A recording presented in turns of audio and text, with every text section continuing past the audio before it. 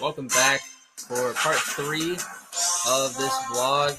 It did run longer than we wanted to, than we expected. We cut Roemer off a little short, but we also had to get Steve's opinion on Eric versus Brett. I think it's going to be a slaughter out by Eric's part, but Steve, what do you think? Yeah, I don't see a slaughter by any means. Definitely think it's the matchup of the week. It's two. Eric's made the playoffs the last 4 or 5 years straight. Brett is the defending champ, and Brett usually drafts kind of boom or bust teams, and I think that's why he started slow the first 2 weeks. Mike Evans has gotten off to a slow start and stuff, but yeah, I think obviously Eric wins the quarterback matchup pretty handily. I think Mahomes is going to go off against Baltimore. I don't think their defense is as good as it used to be. I do like Brett's matchups in this week too. I think it is going to be a very close game. I mean, I feel like I have to kind of give the edge to Eric just a little bit. His team's kind of rolling right now. I mean, I'm glad I didn't have to play him the first 2 weeks, so maybe Brett can kind of stop him. But yeah, I definitely think Eric edges him this week and goes to 3-0. And I did, rolling off Roemer, what he said, I was actually surprised to see Brett give up on Devontae Freeman after 2 weeks as well. Early season. To me, and I can definitely see him, going off this week or kind of getting some confidence back, and it could turn into one of those where it's like, do I start him? Do I not start him? Is he going to go off? Is he not? So, yeah, I thought that was interesting as well. So, Roemer, you have Eric winning as well? Yep. All right. So, it looks like it's 3. All 3 of us are believing in Eric's team. All right. So, now what do you guys think is the actual matchup of the week? What do you think? Who do you think is, if not this matchup? So, you rated it the matchup of the week. It sounded like Steve rated the matchup of the week as well. But yeah, no, I would agree. Yeah. There's a couple other ones. I think Alex and Howard might be a good one. Even Steve and James, but even you yeah. and Palermo. No, I'm gonna dominate him. That's not a match. Just a slaughter. Oh, dude! So this is crazy. I got some breaking news. All right. A credible source of mine. I don't want to say who. I'm keeping it anonymous, but he is credible. It's about the AB saga. So, as we all know, AB is going through some stuff, the foot thing, the helmet issue, doing the tantrum with Mayock, sexual assault. The fart now, it's crazy. And I'm hearing that it is a mental health issue. It is not related to CTE. Really? What I'm hearing is that it involves an SFL manager. So we all know that AB has spent multiple years playing under KooGZ, KooGZacrate. Correct. I am hearing that years of diddling and sexual assault has somewhat warped AB's mind, and he is now doing weird things. He's sexually assaulting people.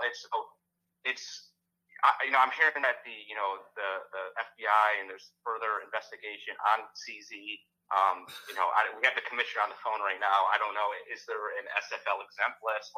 Hold on, Roemer. First, I want to make sure I understand. So you're claiming that instead of CTE causing this issue, it is PTSD for the abuse that he's sustained. From years of diddling and sexual assault from KooGZacrate when he was on his team. I've heard the same rumors, actually. I wasn't going to break the news. My source was incredible, but Steve? Yeah, no, that's going on. So what's the J board going to do about this? Yeah, we're definitely going to look into this, because I did just get an alert from the bot that did say the exact same thing that Roemer has stated. So yeah, this is definitely national news. And just like any other case, like the Tyreek Hill and Brett Boyer incident, things like that. I mean, this is definitely going to be looked at, by the police, by the J board, but by the league as a whole, and we'll do our reviews and come back with an answer when we know it's time to. Okay. You gotta stand behind it for a while, see what happens, let it play out. We just have to gather evidence and stuff before we can't just jump to a conclusion. So interesting. All right. Let me just pose a final question for you guys. So I'm looking at the standings right now, 1 through 12. Who are your, it's only week 2, we're heading into week 3 in about 15 minutes here. Who are your risers and fallers? Who's top 5, top 6 that's going to fall down, and who's underachieving right now? Ooh, that's a good question. You want me to go first? If you have something lined up, I'm looking through it, kind of thinking. I think so from a falling perspective, I think this is the beginning of the end of Machine Gun Mike. I think his ship has sailed. So I think he's going to go down. I didn't love Steve's team when he initially drafted it, but I think he's made some good picks, and some people are materializing like Austin Eckler. So I think he's going to ride that for a little bit. So I think he's good. In terms of risers, KooGZ, I do like your team, but I'm going to go with Rocco. I think Rocco's 0-2 right now. He's got a cupcake game against Matt this week. He's going to get him some momentum. And, I think Rocco's going to make a splash in the next few weeks. The taco's getting crispy again. Steve? Yeah, I can definitely see Rocco and Brett rising up into those, like, the top 6 area. I could see Doug falling pretty far. I actually could see Doug as maybe a dark horse to finish 11th or 12th this year, kind of with Matt. I think Palermo's gonna fall as well. I don't like his. I know he's dealing with a lot of injuries right now. I just don't like his roster that much. So I think he'll kind of fall back to where he usually is. I can also see Alex even falling more towards like the middle of the pack, maybe kind of fighting with James, with Keegan, trying to fight for that maybe final playoff spot, that 5-6 spot. I agree. Roemer, who do you have as your dark horse pick for last place this year? Who do you think is going to come last? I like that by Steve.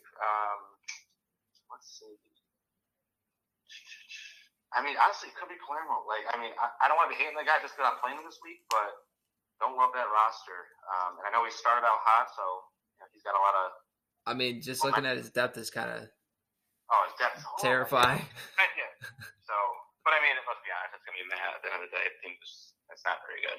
Stinks. Team stinks. It'd be nice not to come in last place this year. I'm really looking forward to that. Yeah, the swimsuit calendar is going to be a very interesting punishment. All right, well, we are out of time. So I want to thank you guys for joining me on the first episode of the KooGZ and Kronic matchup, fantasy football, SFL. Have a good night.